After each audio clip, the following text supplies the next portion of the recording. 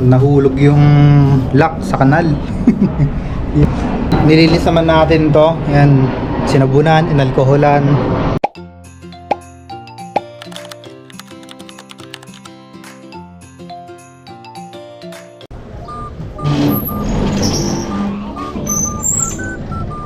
Boss? Bossy! So another day, another lang. So guys, ngayon nakikita nyo naman yan. So magkakabit tayo ngayon ng Cepal fender. Ito yung nilalagay sa likod syempre. Kapag dadaanan tayong putik or mga basa-basa sa kalsada, umiiwas pa tayo, gumigit na tayo sa kalsada. Tangina, nakakatakot yun pre. Ano kung may kamote kang nasa likod mong motor, sasakyan, businahan ko. So guys, eto ayan, na-order lang natin to. Maganda yung pagka hard plastic siya. So kakabit natin to guys. Wala naman tayong tools na kailangan. Eto lang din mismo. Tatanggalin lang natin. Ito is pang mountain bike. Meron naman ito pang road bike.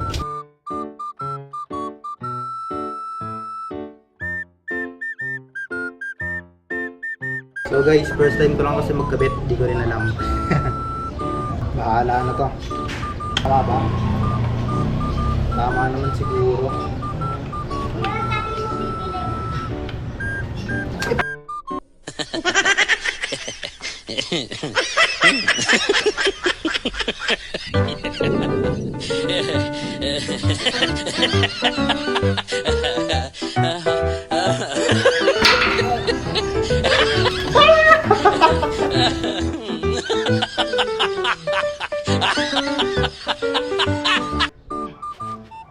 So guys, take 2. Nahulog yung lock sa kanal.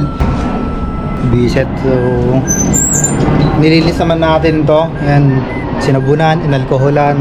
Then ito i-thread lang natin. So at least isang daliri na space. Yan, ligpitan natin. Pantay na ba? So madali lang itong ikabit. Iwas talsik sa mga damit natin para hindi na tayo gumitna sa kalsada. Dire-diretso lang tayo sa mga tubig na kalsada. So guys, umorder na rin kayo nito. Thank you for watching. Another day, another kalokohan na naman. Salamat, bossing. Kaya sa mga siklista dyan na mga wala pang fender, eto na yung sign para magpabudol. Sa mga gustong umorder dyan, ilalagay ko yung link sa description. Sa mga nanood hanggang huli, maraming salamat!